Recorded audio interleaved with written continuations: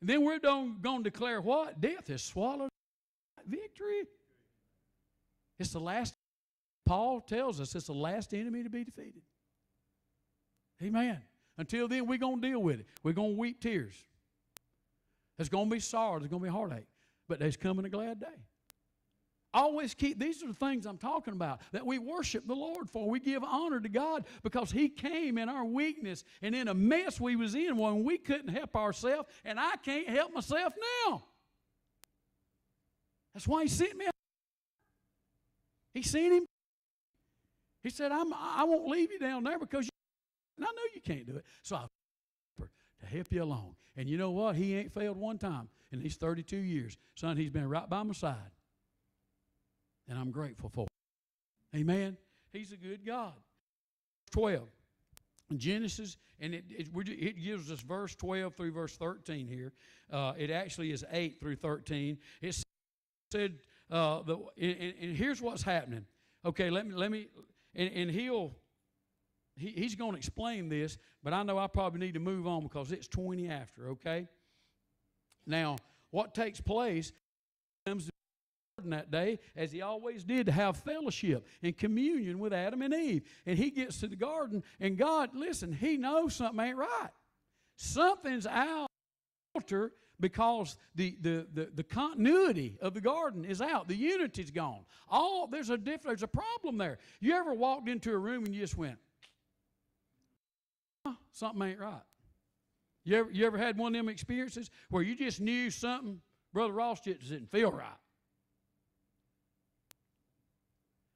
You say, well, God probably knew it all the time. He did. But my point is here to teach us, when He walked in there, God said, something not right here. He said, Adam, where are you? Brother Tony, go back there to Sister Linda. Amen.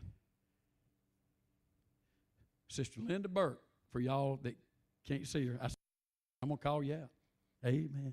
They won't know who you are. That was one thing that really struck me whenever I was reading this is the first time that Adam and Eve had ever felt guilt. Whew. You know, they had never felt shame before.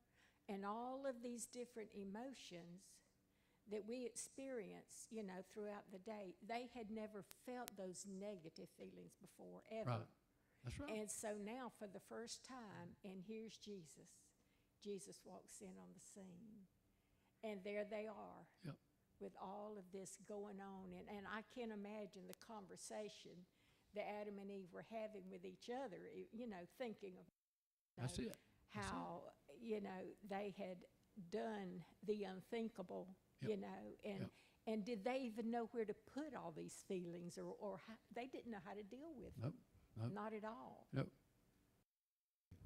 Think Yes, about that. totally. They understood separation then.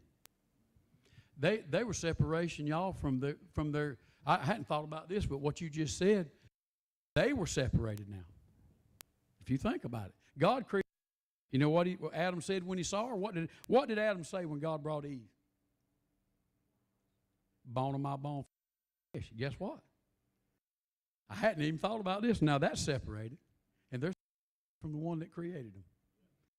Asking, where are you, Adam? Where you at? Where are you? And he said, well, we're over here hid. They ain't never been hid before. Well, we was naked, you know. What are they naked to? The judgment of God. Do you understand that fear for the first time? Fear? Sister Linda? Fear came. Because judgment, I'm saying they were exposed to judgment. See, if we're not careful, we just get caught up. But he was there, inside of him. Now, as he had a conversation, he comes to verse 12, and he said, and the man said, the woman whom thou gavest me to be with me, she gave me of the tree, and I did eat. So right out of the gate, and I don't have time to go into his reading, first thing he did was accuse God. Are you kidding me?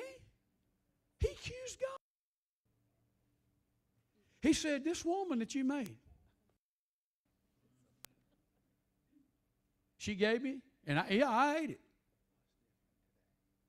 So we see bad